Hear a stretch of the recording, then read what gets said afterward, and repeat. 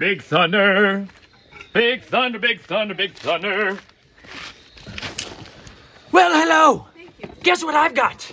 Tiny little Abraham, my thunderous son. Now, today we're going to be talking about how to make a weapon of mass destruction. Yes! Yes! There's going to be a little bit of plutonium, there's going to be a lot of high explosives, and all kinds of crazy, intense animal horns. You betcha, we're going to be making some of these, son. And you know what? They don't always look so shiny and polished. Sometimes when I order them, let me just tell you, full disclosure, this is what they look like when they come off of an animal, more or less. Sometimes they have the horn core inside them. They're all bloody and stinky. Smell like the inside of a dead animal. It's wonderfully good for you. If you fill it with vinegar and salt and leave it there and do a little shaky time, it helps it come out. But I get a bunch of these for super cheap from a place called Atlantic Coral Enterprise, Inc. Atlantic Coral Enterprise. I'm not affiliated with them. I'm just passionate about finding a good hustle and a good deal. And I go to exporters and wholesalers. So these, you guys, today, these are Blesbok horns. They come from a freak show of an animal that's grown in Central Africa, Southern Africa, all over the gigantic continent of Africa. Now, there's other ones like this. This is an eland horn. This is an eland horn.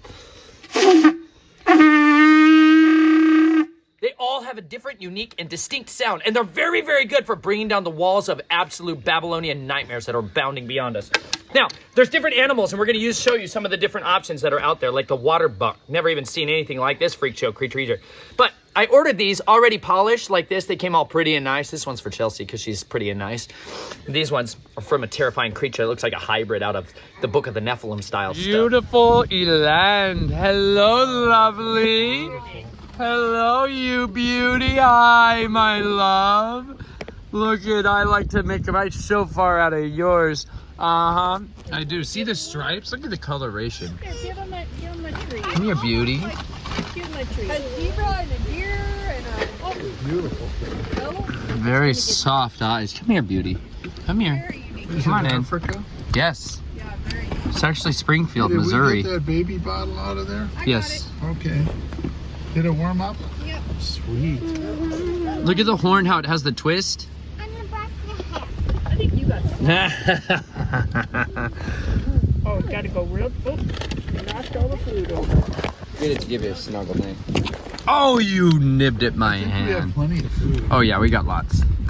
Let me We have pet you. 5 bags or 7 bags. Gotta make them work for it, Nate. This one is beautiful and lovely. And that's how it can look. So, I got these for my girls, Naomi and Jubilee, my other two mighty little shofar wrote. Jubilee literally means shofar. My daughter's name is literally a giant trumpet like this. You ever read in the scriptures, the Sword of the Covenant, talks about these tiny little trumpets. That's not trumpet. Every time you read trumpet, even if you're in the New Testament, they're talking about this. They're talking about shofars, jubilees. They make lovely sounds. This, the biggest horns of all, comes from this creature. Look at that. The kudu. Massive, robust, twisty, and vortexing, just like the ways of the wilderness. Absolute full of nightmares. I've been living in this thing for the past 8 days. Absolutely robust. Quite invigorating and depressing at times. It's called the Feast of Tabernacles. It's been tremendous, exhausting, wonderful, invigorating for your soul, just like having babies. Have lots of them. It'll torture you. It'll give you triumph too, but it'll torture you utterly. I love them when they're older. Lots more when they're older. It's okay. It's an endurance race, just like this animal's horn. Had to endure all kinds of nightmares. So just like this, listen.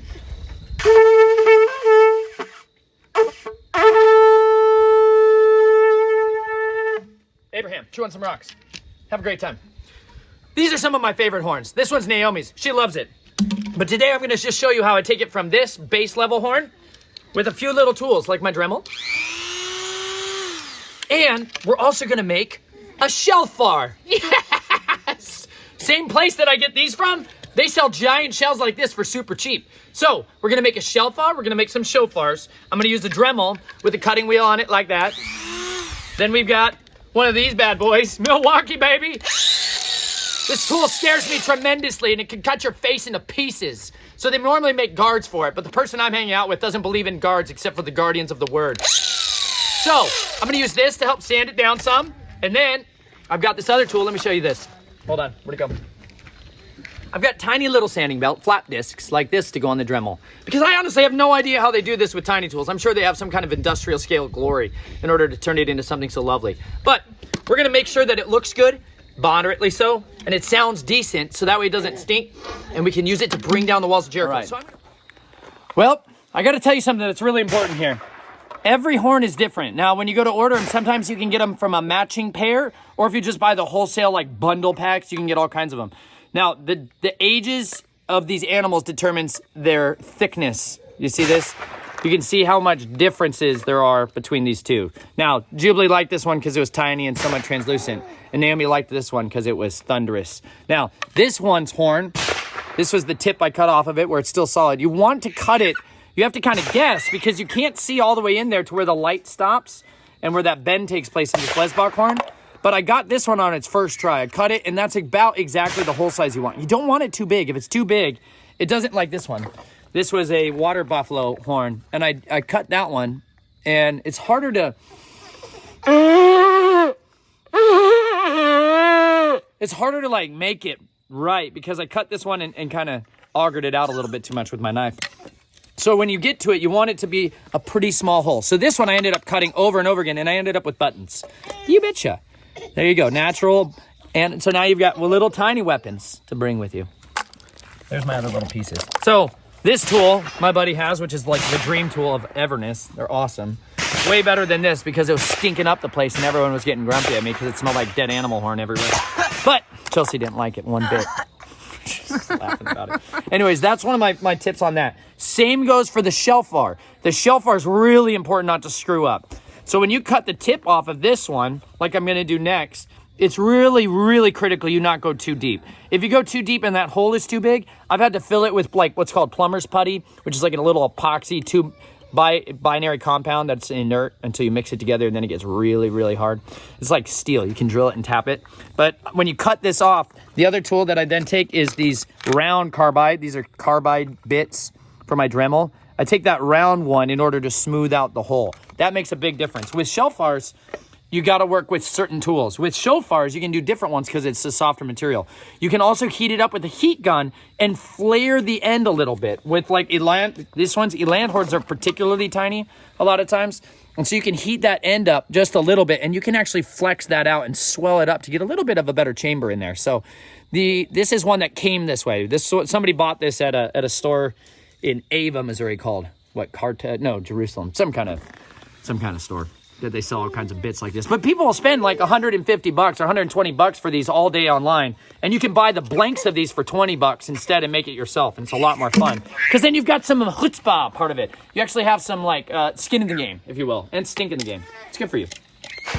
I got it. So that's about the size. That's just right. Now with Shellfars, they have different, because they have a spiral going, that vortex, it changes the resonance in a really different way. So it feels different, and you have to kind of direct your air in the direction of the vortex. So you have to learn where is that happy little angle.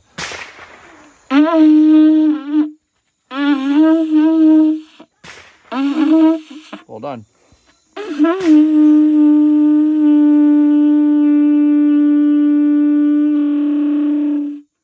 It feels so good, dude, because it's awesome. So smooth. That's there you beautiful. go. Look at the inside of it too. I love it. Oh, that's so cool. Beautiful. Jericho. So I'm going to read you one of my favorite stories in all the scriptures, which talks about Ehud, the left-handed assassin who killed King Eglon. And then he used the shofar to call for reinforcements. Here, Abraham, call for reinforcements. He strapped the sword to his inner thigh. Are you ready for this? Check this out. The book of Shoftim, Judges. You ready? And the children of Israel did evil in the eyes of Yahuwah, and forgot Yahuwah their Elohim, and served the Baals and the Asherahs. Not a good idea, y'all. You know what the greediness for gain is, which has consumed our society? It's called idolatry. Same thing so many of you are guilty for. And the God that you serve tends to be the God of your stomach. So, we're going to deal with that and cut down that idol. We're going to work together on it. You ready for this? And the children of Israel served Eglon, the sovereign of Moab, 18 years. Look at tiny little thug Abraham. Come here, brother. Come on back. Hang out with the shell. There you go. 18 years. From this, for 18 years of their life, they've been slaves to a king named Eglon. Frustrating. But don't worry, because one of those little babies like this rose up to become the deliverer of Israel. Check this out. And Ehud. Oh, when the children of Israel cried out to Yahuwah, Yahuwah raised up a savior for them, Ehud, son of Gerar, a Benjamite, a man impeded in his right hand. That means he had a disability. Hang in there, boy. Here, play with the power tool. There you go. And by him the children of Israel sent a present to Eglon, sovereign of Moab. And Ehud made himself a sword. It was a double-edged and a cubit in length. And he girded it under his long robe on his right thigh. And he brought the present to Eglon, sovereign of Moab. Now Eglon was a very fat man. He'd been eating the dainties of king because the god of his body was his stomach. Deal with it, y'all. My Water Cure by Sebastian Knight. Gonna change your whole life. As well as fresh milk flour. You ready? And it came to be, when he had finished bringing near the present, he sent away the people bearing the present. But he himself turned back from the stone images, idols, that were at Gilgal and said, I have a secret message for you, O sovereign. Ooh. And the sovereign said, be silent. That's because this guy built his house on secrecy, just like all of those oath keepers. Not a good idea, y'all. Don't be swearing them secrecy oaths. You're going to come down on your head sooner or later. And all those standing beside him went out from him. And Ehud came to him while he was sitting in his cool roof room. And Ehud said, I have a message from Elohim for you. So he arose from his seat. And Ehud reached with his left hand. Hey, grab my sword. Naomi, grab my double-edged sword from my tote. The green tote, over there. Green tote, yonder. Yes, ma'am. It's better if you see a double-edged sword with your face. Bring it near. Yep, move that axe. Move the machete. There you go. Move the other machete. That one. This one? Yes! Bring it here. Run it over. This is my double-edged sword. Thank you, Naomi. This is my double-edged sword. It's made by Windlass Cutlery. It's like the most reasonable budget option sword out there. Yes, son. That's so pretty. Cobra steel is also what they kind of call it. Anyways, they call this the Lacedonia. This is the tiny double-edged sword, a short sword. This is what they mean. Ehud strapped one of these bad boys, custom-made daggers, to his right thigh. Sneakily, craftily, because they never thought of people using their left hands for war. They were generally disqualified from being able to do that. I put in all these copper pins. So did my buddy Malachi. Way to go, Malachi! Now, Ehud reached with his left hand and took the sword from his right thigh and thrust it into his stomach. Here, play with that. He thrust it into his stomach. Oh! And the handle went in after the blade. Oh! Oh! He's dead, Jubilee. And the handle went in after the blade, and the fat closed over the blade, for he did not draw the sword out of his stomach, and it came out behind. Then Ehud went out to the porch. That means his poop and his guts came out, by the way. That's a really nice way of saying that. In the KJV, the good old classic one, it says his... What was the word? What did it say? It was in his bowels. It said like his dirt came out from him. It's really quite a King Jamesian, Elizabethan English way of saying it. Then Ehud went out to the porch and shut the doors of the upper room behind him and locked them. And when he'd gone out, his servants came to look and saw the doors of the roof room were locked. So they said, he's only covering his feet in the cool roof room. And they waited until they were ashamed, but saw he was not opening the doors of the upper room. So they took the key and opened them and saw their master fall into the ground dead. But while they were delaying, Ehud escaped. Escape and evasion, y'all. Go to my Becoming a Gibborim series. In the very beginning, we got E&E, escape and evasion. Critical for your game. You need some tradecraft, y'all. Ehud had some, and he used it in buckets. This is why criminals still have a place in the kingdom of Yah. We need you desperately. All y'all who've been trained in that escape and evasion. Put it to work, son. And it came to be, he passed beyond the stone images. He passed those idols, son. And escaped to Sariah. And it came to be when he arrived that he blew the shofar in the mountains.